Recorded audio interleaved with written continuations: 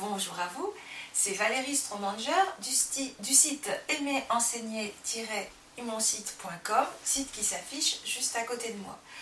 Alors aujourd'hui, on va traiter du sujet de la provocation.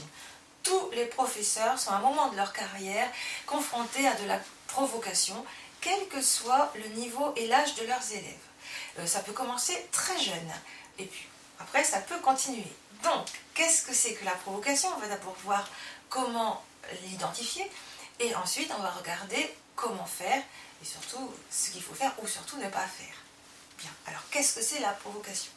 Si vous avez, entre guillemets, coincé un élève qui essayait de faire quelque chose en passant entre les mailles du filet sans être vu de vous, ce n'est pas de la provocation.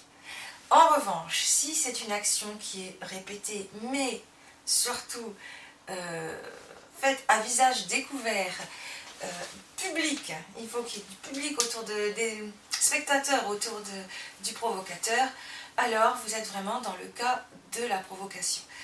Le provocateur veut vous faire réagir et va s'amuser de votre réaction.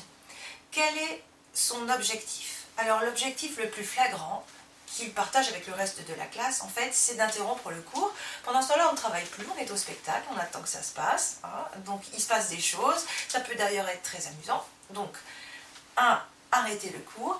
Deuxièmement, ça peut être jouer avec vous, c'est-à-dire essayer de vous faire mettre en colère, par exemple, hein, ou pire, de vous faire pleurer, enfin, de vous faire sortir de vos gonds, comme disent les élèves, péter un câble. Bon, il y a des élèves qui parient entre eux en combien de temps on va la faire ou le faire se mettre en colère. Il ne faut absolument pas rentrer dans ce genre de jeu. Justement, comment faire? L'élève veut que vous vous mettiez en colère, vous n'allez pas vous mettre en colère. Ça, c'est difficile, mais surtout, ne pas se mettre en colère. Restez le plus calme possible. Une exaction, une fois, deux fois, trois fois, vous faites un rappel à la règle et puis vous en arrivez à la sanction. L'élève va chercher à négocier, je vous parlerai de ce cas juste après.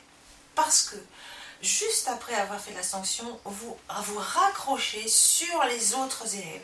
C'est-à-dire que vous les remettez au travail, ou vous copiez quelque chose au tableau, vous dictez quelque chose à écrire, ou vous parlez de quelque chose d'extrêmement passionnant, vous captez l'intérêt de vos élèves, ou mieux, vous allez mettre en valeur un élève qui vient de répondre intelligemment ou qui a fait quelque chose de bien.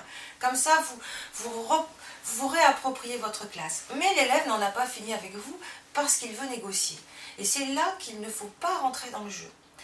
Voilà le scénario catastrophe, vous avez donné votre sanction et l'élève commence à vous dire c'est pas juste, etc.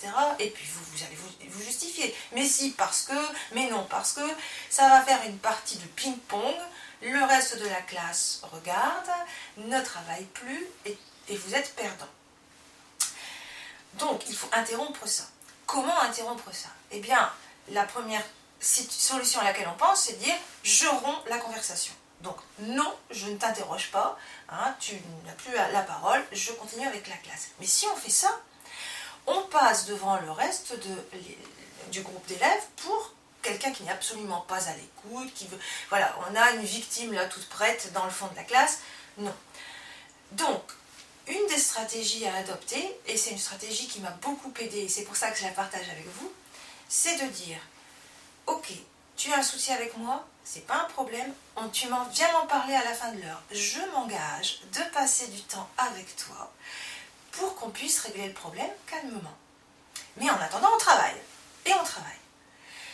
Donc, là, vous êtes gagnant à tous les coups. Le groupe d'élèves voit que vous êtes un professeur à l'écoute, patient, avec cet élève qui va prendre son temps pour régler un problème et qui va même l'écouter. D'accord ? L'élève qui voulait interrompre le cours est le bec dans l'eau parce qu'il ne veut plus rien dire. Hein, il est obligé de reprendre la suite du cours. Et vous, eh bien, vous pouvez reprendre votre cours tranquillement. Maintenant, qu'est-ce qui se passe à la fin? Alors, je l'ai vécu plusieurs fois, 9 fois sur 10, l'élève ne vient pas vous voir à la fin de l'heure. Même à la sortie, t'avais pas quelque chose à me dire? Non, ça va, puis il se sauve. Il avait envie de perdre du temps sur votre cours, mais il n'avait pas envie de perdre du temps sur sa récréation. D'accord? Donc voilà, problème réglé.